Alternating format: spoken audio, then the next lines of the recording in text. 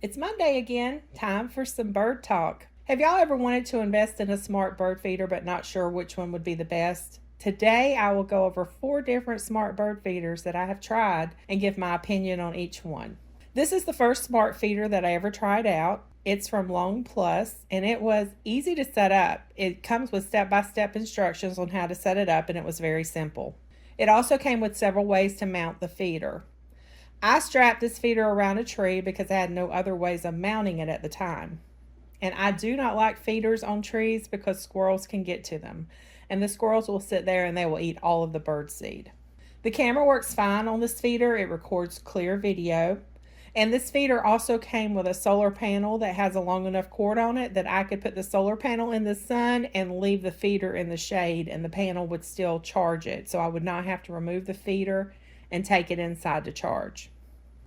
All of this bird footage is from the smart feeder that I'm currently talking about. So each time I'm talking about a different smart feeder and you see bird footage, it's bird footage from that particular smart feeder.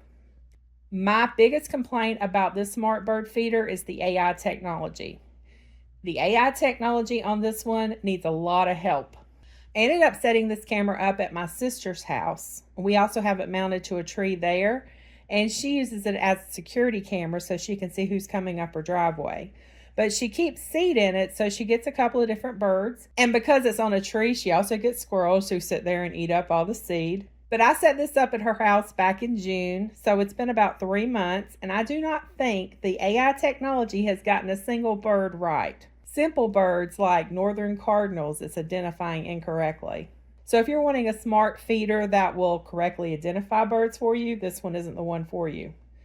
If you're going to identify your own birds and you just want a camera, this one works fine for that. It videos the birds and it does good video. You must download the Lone Plus app to view the birds, and there's cloud storage. It's cloud storage with all of these. There's also a slot on the camera for an SD card if you would prefer footage to be saved like that. The Lone Plus app works fine, but after using some of the other smart cameras, this app isn't as easy to navigate as the others. Also, with the humid summers in the south, the feeders need to be cleaned often or it molds and mildews quickly. This camera is difficult to take apart and clean. You can get a brush down in it to clean, but if you want to get everything good and clean, it is difficult and time consuming. Altogether, I've had this camera almost a year. And after a year of me using it and my sister using it, the camera still works fine. The solar panel does a great job of keeping it charged. So the next camera I'm reviewing is the second one I had, and it's the Carbot smart bird feeder. It's also easy to set up as long as you follow the step-by-step instructions. All of these cameras set up about the same way. All my other cameras use the same app. Lone Plus was the only one with a different app. But all these other cameras use the Vico Home app, and this app is much easier to navigate than the Lone Plus app. The AI technology works better on this one. Every now and then it will say it detected a pet instead of a human, but as far as identifying birds, it has done a good job so far. I set this one up on a fence at my mother-in-law's home. We did get squirrels and raccoons on it. It does have a motion light and an alarm that can be set for certain hours. That way, if any critters come up at night, like raccoons, it will scare them away. The alarms didn't work for the squirrels, but it did scare the raccoons away. And as you can see, it gets good video footage of the birds. As far as cleaning, the camera is difficult to remove, but if you have a small enough brush, you can get around the camera. This one isn't being used at the moment because my mother-in-law passed away a few months ago and I took it down. The next one is Wosports Smart Bird Feeder. And this camera came with a lot of feeder attachments. There are 2 types of hummingbird feeders you can add to the perch. There's also forks to attach fruit, and there's this little container for jelly. I don't do fresh fruit or jelly because it gets very hot here in the summer and it will attract ants and other bugs, and I really don't want those on my bird feeder. I have a lot of other hummingbird feeders around my yard, so I've used this just as a bird feeder with seed. Hummingbirds around here are very territorial, so I'm not even going to try to feed birds and hummingbirds from the same feeder. I like that this one has a solar panel roof.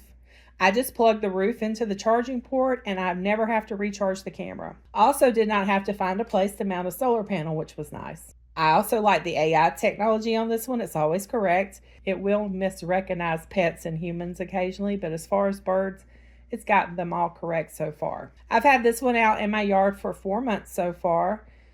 It also has the alarm with the lights and sound, or both if you want to scare off critters at night or in the daytime.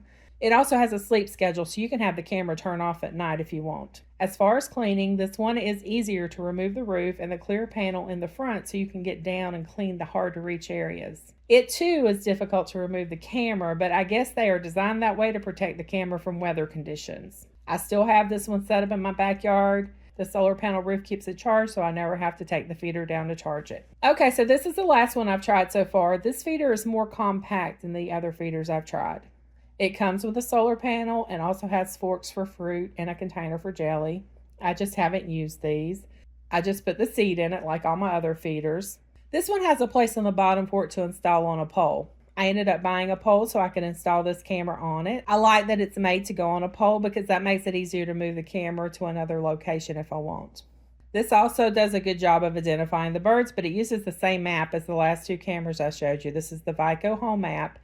Like I said, it does much better than the Long Plus app. This feeder is a little more compact, so it is a little more difficult to clean than the larger ones. There is also an SD card slot if you want to store footage there. I've used this one for 3 months so far and the camera works great. I've had a solar charger that I use on it. This solar charger did not come with it. I like this charger better than the one that came with it because it wraps around things and I don't actually have to mount it to something. All four of these cameras have about the same options with app, alarm, sleep mode, bird viewing, and videoing. I wish they recorded longer video clips, but the longest I can set any of them for is 20 seconds. As long as there's motion at the camera, they will continue recording multiple clips, and then you can piece them together with video editing software if you want to have a longer video. But if you just want it because you like watching the birds and aren't wanting to share longer videos, or if you're okay with just sharing short videos, then this is no issue.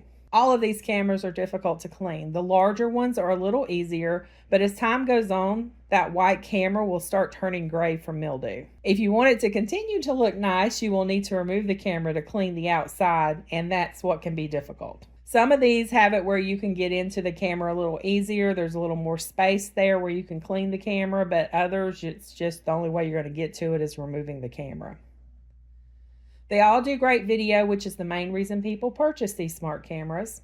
The Vico Home app does a much better job at identifying the birds than the Long Plus app. They are all easy to refill with seed. The roof either snaps forward or the roof snaps sideways to fill with seed. Solar panels are helpful so you do not have to take the feeder down each time it needs to be charged. They each have their pros and cons. I don't like having to put wooden posts in the ground that I can't move. I'm always redesigning my garden space and the way I have things set up, and as I realize ways to make it better, I like to move my feeders around, so I always like to have them on poles. Although, I have to say, Steve did figure out a way to mount them to a birdhouse pole, even if the feeder doesn't have a slot in the bottom for a pole. He just added a piece of wood to the birdhouse pole and then mounted the feeder to the wood. These also make good security cameras if you want to keep up with what's going on around your home. At night, unless you have a light near it, it's a little more difficult to see, unless something is right up at it. And that goes for all the cameras. I like number 3 the best because it has a solar panel on the roof of the feeder. It looks so much neater and is easier to keep charged. It uses the Vico Home app, which is easier to navigate, and the AI technology is usually correct. If it's not correct, it gives you the option to say so. That way it will be correct next time. I've had this one up for about 4 months, and I get thousands of bird video clips each day. Between number 3 and number 4, I get over 2,000 clips a day. I have a lot of bird activity going on in my backyard. I did turn off notifications early on because it was non-stop in my backyard. All of the bird shorts I posted over the summer on this channel came from camera number 3. I think someone should make a smart feeder with a solar panel roof that has a slot in the bottom for a pole. Then sell it with the pole or the option to purchase the pole because it really isn't feasible to mount bird feeders to trees with all the wildlife around. Well, that wraps up my smart bird feeder reviews. If you're looking for a smart bird feeder, I hope you find this helpful. If you have any questions, please let me know. I'm sure I've missed something that I probably should have went over. So if you think of something or a question, just leave it in the comments or send me an email. Thanks so much for watching. I hope y'all have a very blessed day.